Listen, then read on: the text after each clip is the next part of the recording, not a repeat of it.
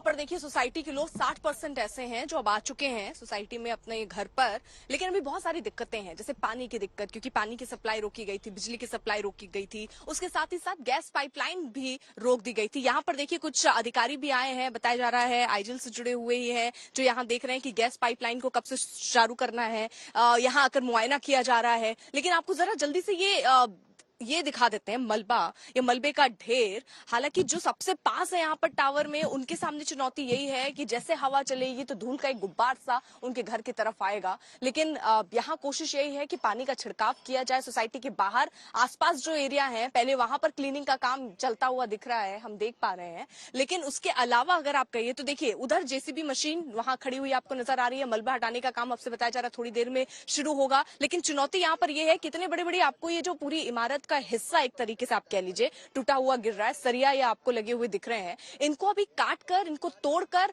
ट्रकों में भर कर ले जाने का काम चलने वाला है, जिसमें जाहिर तौर पर समय लग सकता है। 3 महीने का जो वक्त कहा जा रहा है, संभावना तो यही है कि इससे ज्यादा का वक्त लग सकता है। वहीं आपको जरा एक तस्वीर दिखा दे नेहा, ये जो आप देख रहे हैं, ये इमारत पे लगाए गए थे। ये दरअसल इसलिए लगाए गए ताकि जो है दबाव जो बने, जो मलबा निकले, उसे रोका जा सके। यहाँ पर आपको जरा स्थिति भी दिखा देते हैं, आइए प्रदीप। ये देखिए, ये किसने प्रोटेक्ट किया है, लेकिन कुछ मलबे कुछ कण जो है आप कह लीजिए, यही सब जो आपको पत्थर के हिस्से दिखेंगे, यही छिटक कर इमारतों में जा सकते थे। ये देखिए, ये जो आपको ये कपड़ा दिख रहा है, इसको दरअसल लगाया गया था, इसलिए बहुत ही मोटा ये कपड़ा है, इसलिए लगाया गया ताकि प्रोटेक्ट कर पाए। जो मलबा निकले तो वो उछल कर या गिर के कहीं किसी टावर पे ना जाए, दबाव बहुत होगा हवा का, उससे बचाने के लिए। और आप देखिए ये पत्थर के ऐसे ऐसे टुकड़े जो हैं, ये देखिए, ये पत्थर के ऐसे ऐसे टुकड़े, इनको इसने रोका है, अभी भी इस पे लगे हुए हैं, जैसा कि मैं आपको तस्वीरों में दिखा रही हूँ। तो इस तरीके के टुकड़ों को यहाँ रोकने की कोशिश हुई इनको लगाने के बाद। अब जो स्थानीय लोग हैं वो भी बात कर रहे हैं, वो भी अपनी समस्याओं को बता रहे हैं, वो भी हम उनसे भी कोशिश करते हैं कि बात कर पाए। आइए जल्दी से जरा, लेकिन आपको ये हम एक बार ढेर दिखा देते हैं और बगल की इमारत दिखा देते हैं। जो व्हाइट चादर लगाए गए थे, इनको ढका गया था, इनको आप देखिए, इनको कोई बहुत नुकसान नहीं पहुंचा।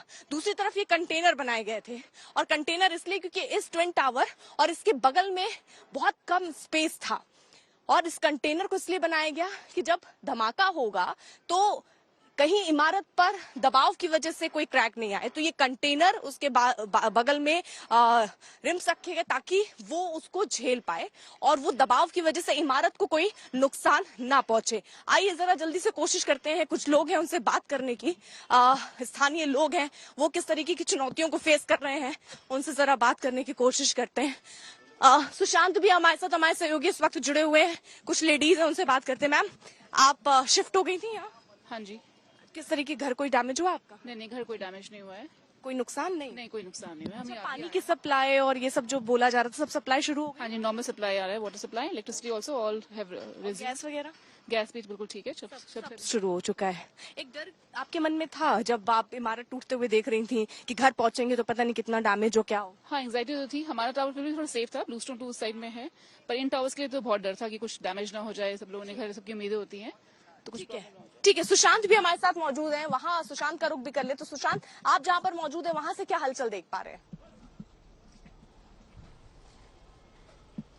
देखिए अर्पिता, मैं एटीएस टावर के अंदर मौजूद हूँ, जहाँ पर जो ट्विन टावर था महज अगर कहा जाए तो चंद फीटों की दूरी पर था। आपको तस्वीरें दिखाना चाहूंगा कि ये पूरा स्ट्रक्चर है जहाँ पर ट्विन टावर खड़ा था, जो पूरी तरीके से जमींदोज हुआ। अगर बात की जाए, थोड़ा सा नुकसान जो है वो बाउंड्री वॉल को जो है वो हुआ है एटीएस का। आप देख सकते हैं 15 से 20 फीट के आसपास का नुकसान जो है वो यहाँ पर हुआ है, और लगातार नोएडा अथॉरिटी की तरफ से इस पूरी जो नुकसान हुआ है उसकी भरपाई का और तमाम सफाई का काम जो है वो यहाँ पर चलता हुआ आपको नजर आएगा। सुपर सकर मशीन जो है वो यहाँ पर लगाई गई है ताकि जो धूल है उसको जल्दी से जल्दी यहाँ से हटाया जाए। इसके अलावा कई तरीके के डैमेजेस जो बात चल रही थी कि एटीएस के अंदर हुए हैं, जो कि प्रोजेक्ट मैनेजर ने भी बताया था कि कुछ डैमेजेस जो है वो हुए हैं, शीशे टूटे। आप ये देखिए कि ये यहाँ पर इस तरीके से घरों के जो शीशे हैं वो यहाँ पर डैमेज जो है वो यहाँ पर हुए हैं,